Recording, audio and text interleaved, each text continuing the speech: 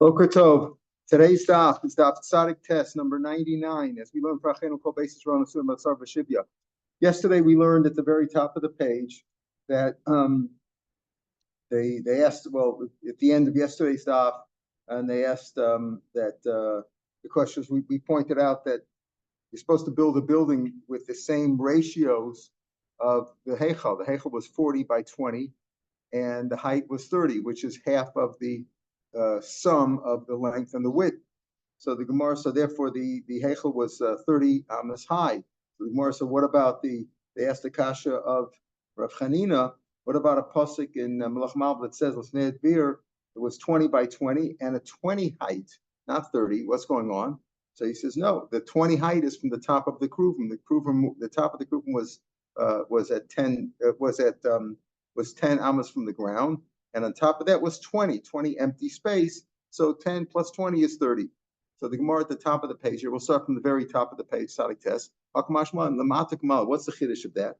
The chiddush is, and that's why I point out that from the top of the kruvim till the roof of the Devir is the Kodesh Kodashim, was 20 amas, to teach you that the bottom below the kruvim was exactly the same as the above. In what sense? That below the kruvim, which were either on in Moshe's, they were sitting on top of the Aron, and in Shlomo's they were on the ground. But the point is that below the kruvim was empty space, just like above. Just like above the kruvim was 20 amas of empty space till the ceiling. The same way below. Mala ein mishamish klum, there was nothing there. It didn't serve anything. It was just empty space. Aflamata ein mishamish klum, which means, what do you mean? How could that be? How could that be? If above there was 20 amas spare, and below there was 20 amas, it was 10 amas for a total of 30. What about the space that the kruvim took up? That's the point, is that was a nace, that it didn't take up any space. It's something we can't understand. It goes against the laws of physics. No. Not the amount. Not the amount of space, but just like the space above it was 20 amas of empty space, below the kruvim was 10 amas of empty space. That's what I mean. And we have this as a tradition. We have a seinu. We have a tradition from our forefathers. That the space, it didn't take up any space. Meaning, the area of the Kodesh Kodashim was 20 by 20. Right, with a height of 30. That we've said with a height of 30. Now, the kruvim didn't take up any space, meaning on one side of the kruvim was 10 amas, the other side of the kruvim was 10 amas. What about the kruvim? Miraculously, it didn't take up any space. Something we can't understand. It's not part of the measurement, meaning above and below, there was 20 amas above the kruvim, 10 amas below the kruvim. Total of 30, but that was the whole distance. So what about the space that the kruvim took up? Didn't take up any space. It's something we can't imagine. It's like a fourth dimension. The Aron that Moshe made, Yeshlo Revach Eser Amos Chavruach. It had 10 amos in all directions. Meaning the Aron was in the middle of the Kodesh Kodashim. The Kodesh Kodashim was 20 by 20, and the Aron, and from the Aron to one side was 10, to the other side was 10. So what about the space of the Aron? Didn't take up any space. How could that be? It took up. It had dimensions to it. So Aron Shasa Moshe Yeshlo Revach Eser Amos Chavruch. It's got 10 amos in all directions, and yet it's still only a total of 20. Amar B'nai Mashmuel Kruvim B'neisim. They stood by a miracle. It's a miracle we can't understand it by our laws of physics. They had to take up some space. Kruvim B'neisim Yom Nishnemar, as we see. V'chamesh amos kanaf kruv. One wing of each kruv. The kruvim, these kruvim were like, we'll see, they had like a face of a child, but they had wings like a bird. And each wing had a span of 5 amos. Ha'achas v'chamesh amos kanaf kruv hashenis. Doesn't mean the second kruv. It means the second wing of each kruv also had 5 amos. Eser amos. It was 10 amos. Miksos kanaf miksos kanaf. So it was total of 10 amas from one wingtip to the other wingtip. Total of 10 amas. So the Gemara says, so where was the body of it? If it was 10 amas in each direction, and from the edge there was 10 amas to the walls, and the whole distance was 20 by 20, where did it stand? It doesn't make any sense. How could it doesn't physically make sense? If there was 10 amas from the wingtip to the wall and 10 amas from the other wingtip to the wall, so where do they stand? Where did they where was it? The answer is stood by a nest. It's got to be something we can't understand. Maskul Abaye. So Abaye says, well, why do you say it's a nest? The Dilma, right? Those so the 10 amas we can understand as being from the edge of one, let's say the right wing of one kruv to the left wing of the other one. You can understand it that way. In other words, it says each wing had 5 amos, right? And then es amos b'ksos kanafa b'ksos kanafa. So you could say it's 10 amos total, right? But then doesn't make any sense. The Gemara says so. Even if you look at it, even if you look at it as one kruv, it doesn't make any sense. That how could it be? It doesn't take up any space. Who says that the wings were separated, like the body of the kruv of, like, call it like a bird, was one space and the wings spread out from there? Maybe maybe they protruded, they like that of a chicken, meaning that it protruded from the back of the body, so the body was below the wings. That was like the body was below the wings, not like an airplane where you're sitting in the middle and the wings are on the side, but rather the body is below the wings, like stretching out the neck. Maybe that's the case. So therefore, he's asking. The Gemara is like saying, I don't understand. If it was 10 amos, if the whole thing was 10 amos, we're not even looking at it of the walls now. The walls, we said, are 20 by 20. So, and the kruvim and the aron was in the middle and yet didn't take up any space. But he's asking a different question. The Gemara is saying, if from one wingtip to the other wingtip was 10 amos and the whole thing was 10 amos, what about the body of the kruv? What about that? That had to take up some space too. So he says, well, maybe the body was below the wings. That's one question. A bunch of questions are asked now. Maybe they weren't, they weren't right next to each other, meaning they weren't right next to each other. Some say that's not the pshat, they weren't next to each other, but maybe they were in a form that you couldn't go across, meaning that they weren't like wingtip to wingtip, like in that picture that shows there. The picture shows there is talking about one of the next questions, that maybe they weren't standing exactly on the length of the width, but rather on the hypotenuse there, like on the angle. That's maybe one way to explain it. So these measurements are all the second person. Right. Well, yeah, but do we have any first? Yeah. It's also in the first one. Also, the first one, Moshe's was different because Moshe's, he was on top of the aron, and but the measurements we have here of the psukim we're quoting is from the first base, from the first base of Mikdash, not from the Mishkan. Moshe was a Mishkan. This is from the first base of Mikdash. No, we don't. That's not from the second base of Mikdash. So one question is maybe it was below. Maybe they weren't exactly right next to each other, and that's how you can work out the distances. Here's the next question that you see that picture in Rashbam. Maybe they were at an angle, and that's how it worked out. Maybe it was at an angle, and that's how they worked into the distance of the walls. In other words, even though the walls were 20 by 20, but maybe the kruvim were standing at an angle, like the hypotenuse there in middle of the square. So maybe that's how you have more room for their bodies.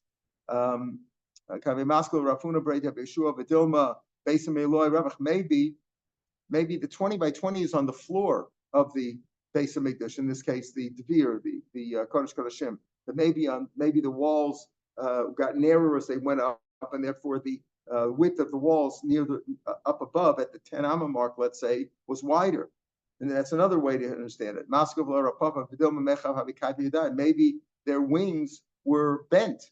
Maybe they didn't. Yes, the wings span directly. Each one had a wing of 5 ammas in width, but maybe they bent them, and maybe they were bent so that it all fit in properly into the base of Mikdash without a nes, so to speak. In other words, because we're trying. What our question is where was the body? If the wings were that wide, where was the body? If the whole thing was 10 ammas, how could there be 10 ammas from one end to another end you have to have room for the body too. Each wing was 5 amas. So one question is maybe the body was below. Another question is maybe they weren't, they weren't exactly next to one another, in the way maybe they were curved in some way. Yeah. So that's the next question. Maybe they were overlapping. In other words, the two Kruvim next to one another, they weren't next to one another totally. Maybe one overlapped the other, and that's how you could figure it out. So the Gemara says the Yadayim, maybe they were overlapping. Kate said, how do they stand? In other words, the Kruvim were facing one another, or were they not facing one another? Kate said, they were facing one another. Facing one another was like just demonstrating love, like Hashem, just like a man and a woman love one another, facing one another the same way Hashem has love for Israel. No, they were facing the Heichal. They were facing the Heichal itself. If you say they were facing one another, the pasuk in Divrei Hayamim says they were facing the Heichal.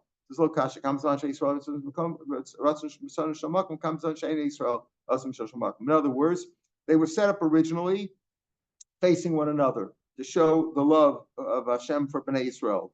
But later on, when they weren't doing the Ratzon Hashem, miraculously their faces turned towards the Heichal and they weren't facing one another anymore. If you say they were originally facing the house, meaning the Heichal, Pasuk in Shmos by Moshe, it says Pneim Ish Elohim. So the answer is Mitzad Atzuris. It says, you know what?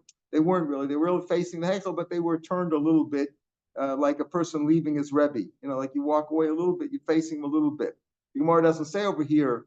Well, why don't you say the same answer? One is when he's doing Ratzon Hashem, when it's not doing Ratzon Hashem. The answer is because if you say that originally it was Pneim Labayas, that they were facing the Heichal, we assume that originally when they were built, it was built in a way that they were doing the Ratzon Hashem. So you couldn't say that originally they were built in a way that they weren't doing the Ratzon Hashem. So therefore he gives an answer and say, really they were facing the house. It says they were sort of turned a little bit. The Mitzvah they were turned a little bit. The Tanya, Uncle Sager Omar, Pruvim, Masei Tetsuim, they were like the faces that was made like children,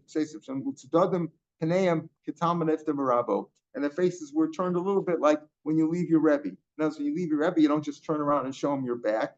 You walk back a little bit, and when you sort of turn your head facing him, and then but later on you turn around and walk away. Interesting that the Gemara here quotes Onkelos Hager, and this is an Abraisa, so you show that Onkelos was really, this is Onkelos, the second Onkelos, who was a ger, and he was a Tana. He's quoted in the Braisas. Obviously, he was like a Tana, and Mepharshim say here also that even a ger has Ruach HaKodesh, because if it's quoted in the Braisas and all the Pirush that he did, obviously it was with Ruach HaKodesh if it's quoted in the Gemara, and therefore you see that even a ger can have Ruach HaKodesh. It says the Mishnah, let's say you have a bore within somebody else's house. How did that work out? Well, maybe he was desperate and he sold you a bore. We're talking about a cistern with water that you water your animals from or whatever. So it was within his house, or maybe it was in his chutzner, but you had to go through his house. But it says inside the man's house. So Reuven owns a bore inside Shimon's house. So what is he entitled to? How did he get that? Maybe it was a Yerusha, they split it that way, the court decided, whatever it was, they split it that way, or he sold it to him. Now, here are the rules, unless it was specified. Otherwise, again, in Stam case, what is Reuben entitled to? He's only entitled to go and use that well, that cistern with water, only normal work hours. You can't go in at 2 a.m. and say, I need some water. You got to go in a normal work time. He goes in and goes out when people go in and out. You can't say, or you can't stay there in the middle of the day and say, I'm staying here till middle of the night. You got to go in and go out in normal work hours. That's what's expected. You can't bring your animal into the guy's house, umashka, right? Umashka bar. You can't take your animal and says, well, my animal needs some water, so I'm entitled to access. That's the part of the deal. Entitled to access to my cistern, and it's in your house. No, you can't bring your animal there. Elam Amale, but you go in there at the normal work hours. You fill up the pails with water. And you water the animal outside.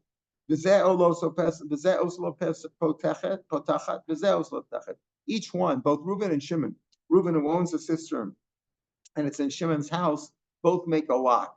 they both make a lock. Now, what kind of a lock we talking about?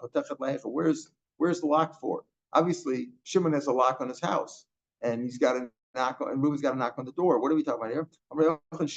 They both have a lock on the cistern. They both have a lock. It's the same door, but they each have a lock.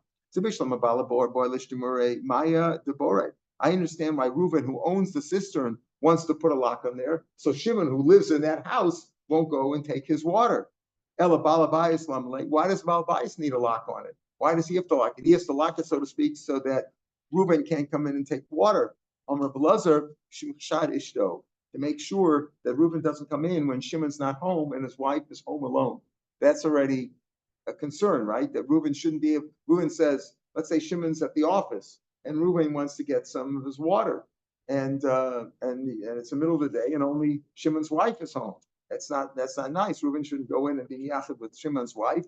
So therefore, Shimon also has a lock on it, so that Reuben cannot access his own cistern when Shimon is not home. That's why they both have a lock.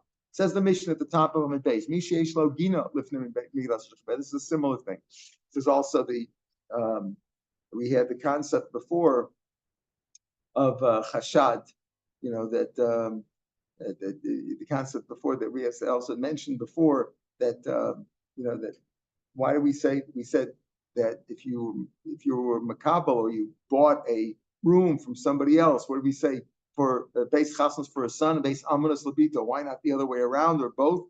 Because a groom's father can host the young couple, but the young couple should not be hosted at the bride's parents because the chassan shouldn't have a chashash or a chashad that the chassan may have his eyes on his mother-in-law. Okay, so let's say you have a garden inside somebody else's garden, within somebody else's garden. Now, it's the only access to your garden. Again, we'll use Reuben and Shimon. Reuben has a garden inside Shimon's garden. And it's the only way he can get to Shimon's garden, to his own garden, is by going through Shimon's garden. So what do you do there? Again, he can only go in when it's normal hours, when people normally work in their garden, because it's not fair, because he's going to trample on Shimon's garden. And we're not talking inside a house, it's a garden, it's outside, but he can't go in, he can only go in normal work hours. It's not fair to go in more than necessary because he's causing damage. Rashbam says, even Shuosalo has a gadol, Shover emphasizes walking in the middle of his field. In other words, only come in when it's absolutely necessary.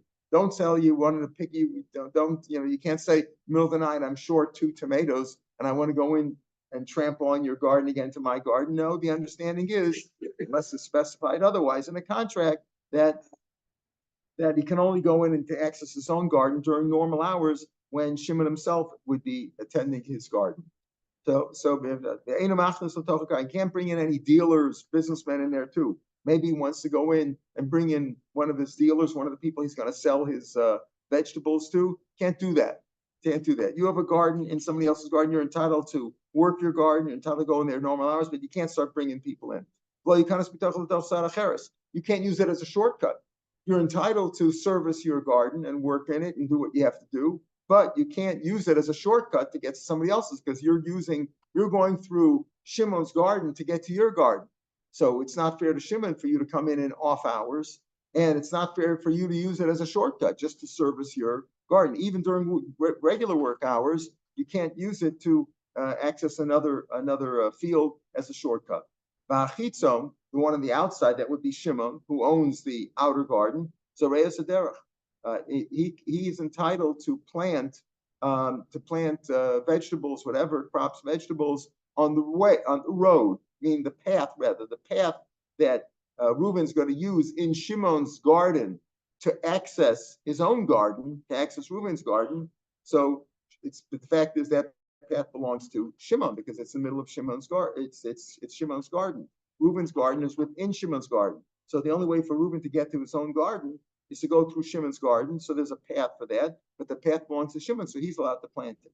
Let's say though Bezdin, there was a dispute about this. How did it work out that one garden was in the other? Bezdin decided that they gave him a path outside on the side of the garden, not actually through Shimon's garden, but on the side of Shimon's garden. that they both agreed to it based on the court, right? Shpam says, he doesn't lose so much because since they both agreed to it, he probably was mochel derech that they can use that, and therefore Shimon would not be able to plant that field either, as we'll see that path. So Naslo derech menatzam b'dashnei and nichtat b'shashu rotza v'yotz b'shashu rotza because he's not mafriyama. We're not talking about chashada where he's not going through his house. The question is he going through Shimon's garden? He's not really going through Shimon's garden because he has a path on the side of the garden now. So it's not mafriya and he's not disturbing or causing damage to Shimon's garden. So he can go whenever he wants. He can even bring dealers in there because the path is like a path that's for both of them. But he shouldn't use it as a shortcut. That's already going too far. Can't use that path as a shortcut, but since the path is something that's designated for both of them to use, neither one can plant it.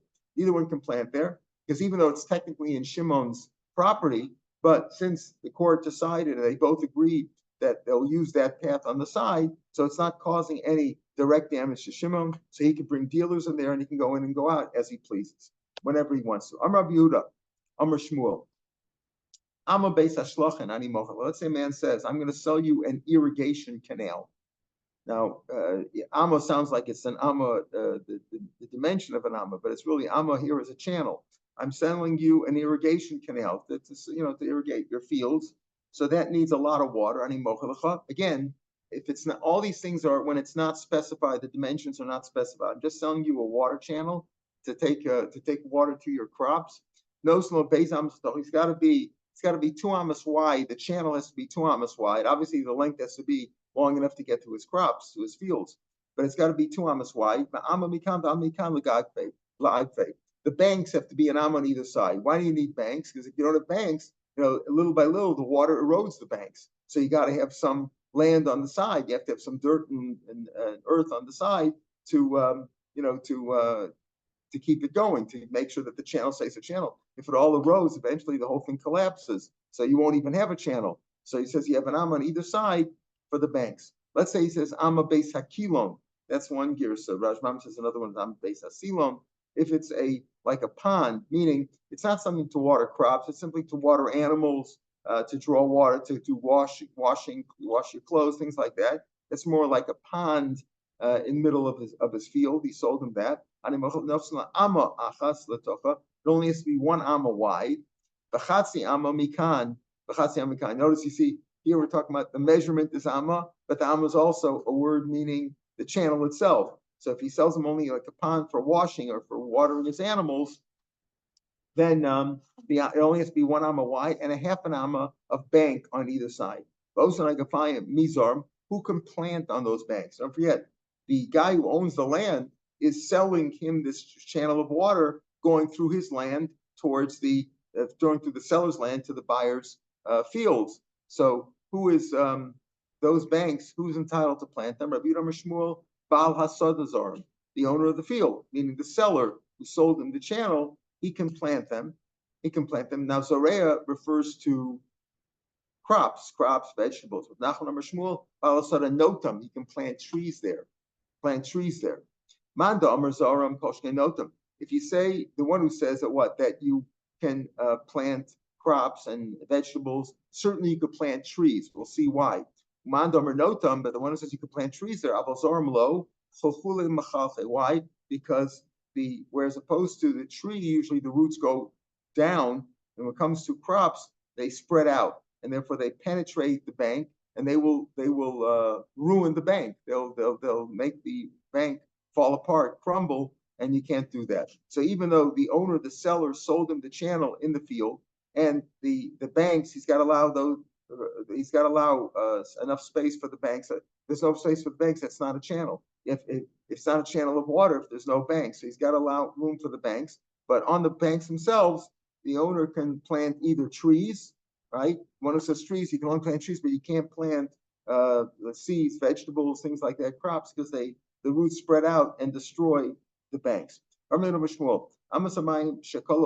say you have a channel of water that you bought, and now the banks are gone. The banks are all collapsed. There's no bank left. You can repair it from that very field. Even though the banks are gone, but you could take mud and dirt and earth from the field that it's in, and you could fix it and make new banks from there. You know why? Because what happened to the banks? The banks sort of dissipated into the field. In other words, when the banks are gone, because the dirt obviously went into the field. Who says maybe the seller could say to the buyer who bought the channel, no, the dirt of the banks did not go into my field, but rather it was washed away by your channel of water. Your channel of water took away the dirt, took it downstream.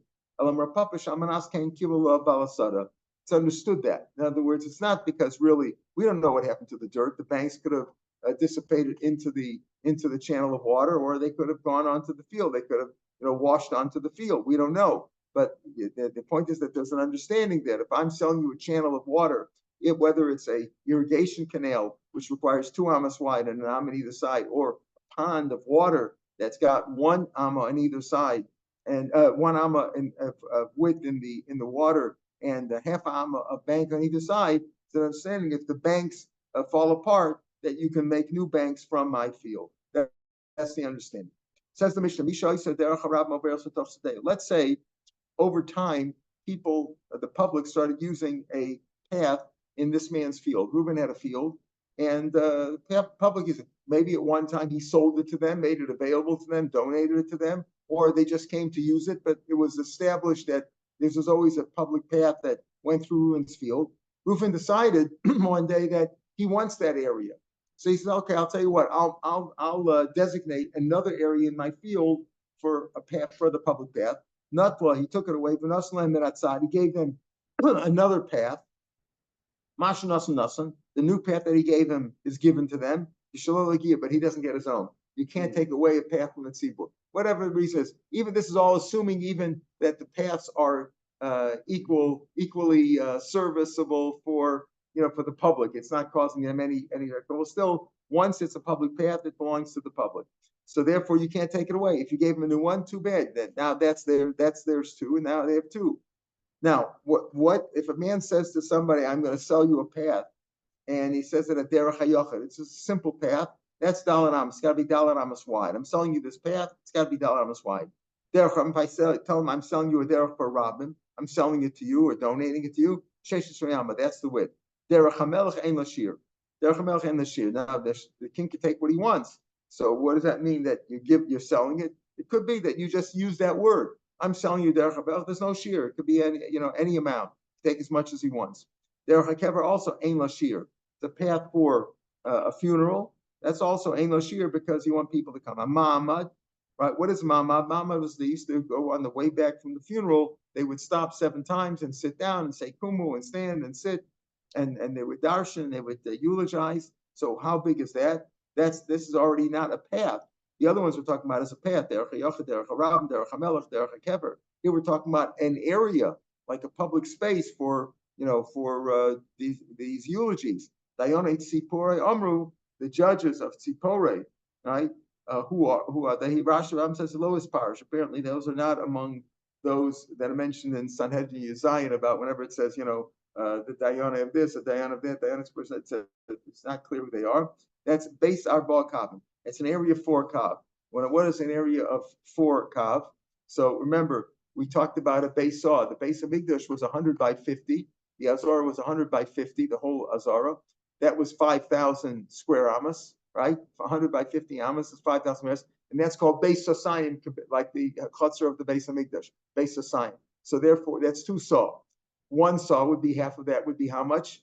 2,500 square amas, which would be 50 by 50. Now that's a base saw. How many kav in a saw? We talked about that before. 6 kav in a saw. So that would be, so if a base saw would be 2,500 square amos, right? A base saw is 2,500 square amos, and a saw has 6 kav, and he tells them that how much is the shear for a mamad? 4 kav. Well, 4 kav would be 2/3 of a base saw. So it would be 2/3 of 2,500, 2/3 of 2,500, which Rashbam neatly points out is 50 by 33 1/3. 50 by 333, which would be what is that? About 2/3 of 2,500 is how much? About 1,700 or whatever it was. Whatever it comes out to be is 50 by 33. That's the area they designated. So I'm selling you a public. You think people don't? There are people who sell. There's deals like even in Beit Shemesh, where you have the Eretz Chaim. A lot of investors came. They bought a whole new area out there, and they redeveloped, to make the cemetery much bigger. Not just what you see when you come. They have other areas there too. People, that's private property. They sell it. So here they sold the property for a ma'amad of a funeral. How big is that area? That area is 2/3 of 2,500 square amos.